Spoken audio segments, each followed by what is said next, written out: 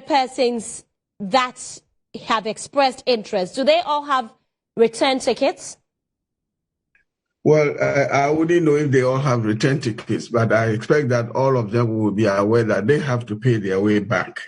We will try and arrange the facilitation, but as for paying for their tickets, they will have to bear that.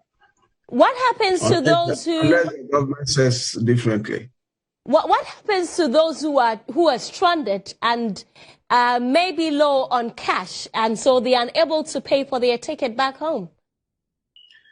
Well, I suppose, that arithmetic, again, will have to be handled by the individuals themselves or by a certain kind of governmental decision that people should be supported 100% or cushioned or what have you.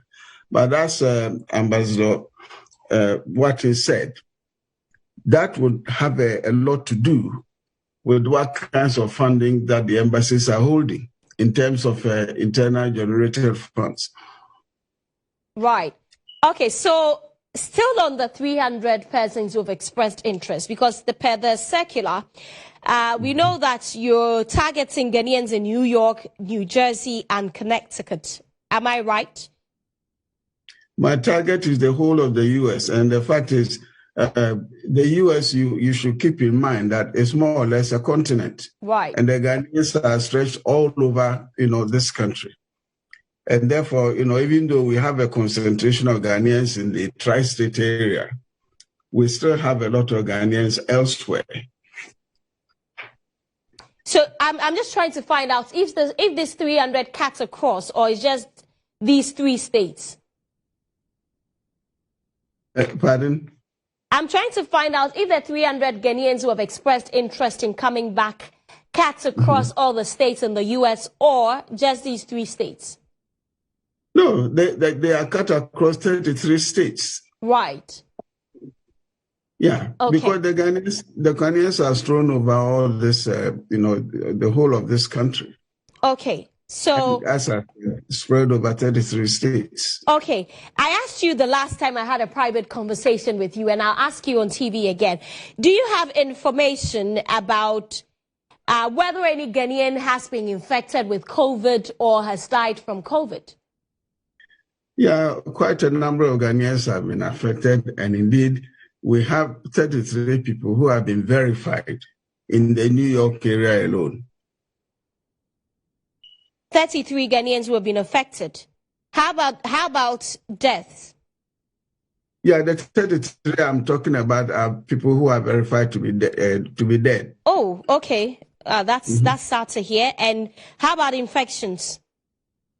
Well, as for infections, we wouldn't have the information because the states and the government generally, wouldn't be separating deceased by nationality at this point in time. You have to know that we are still in a big emergency. You get up in the morning and the figures for infections and deaths and whatnot will tell you that it is not going to be possible for the government to ask to pick up people from different parts of the world. It will take some time before the statistics could be so sanitized. Okay, I'm just curious to know, this 300 people that you say have expressed interest, is Sarkodie in there?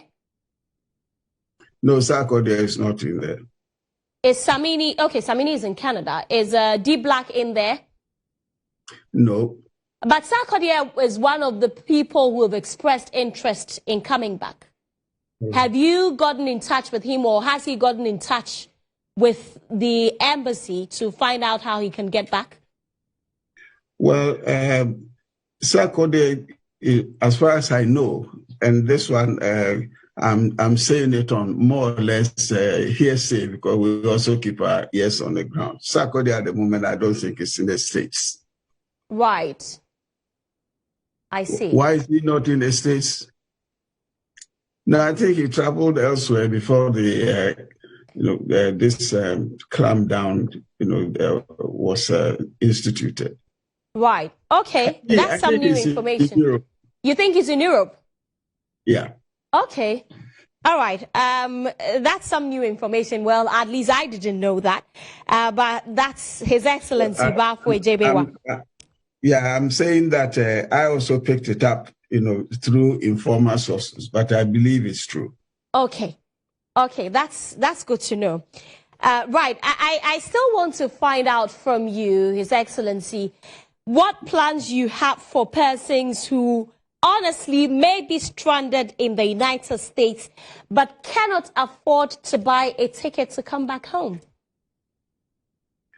Well, I believe that if we do get a certain kind of number, then it's at that time that we have to be able to decide as to what to do. But I would honestly have to tell you that I'm not anticipating a whole platoon of people who are going to say that, yeah, we are stranded here and we cannot, buy our ticket home. And therefore, if at that point in time, it could be helped, and with the concurrence of the government back home, because again, you don't want to set any precedents which maybe the country can never handle. You don't want to set that precedence, because you see, the one thing you have to recognize is that most of the people you'll be talking about, or we are talking about, are people who came here voluntarily.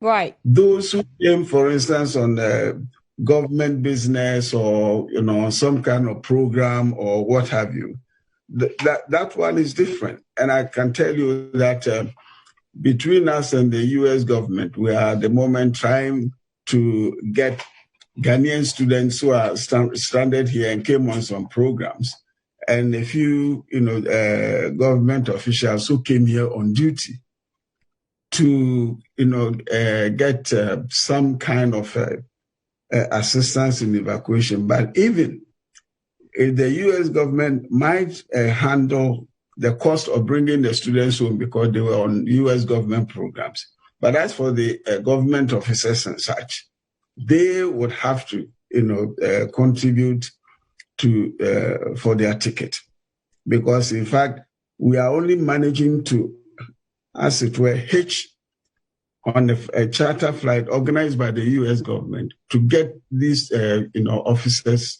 back home so that they come on that flight.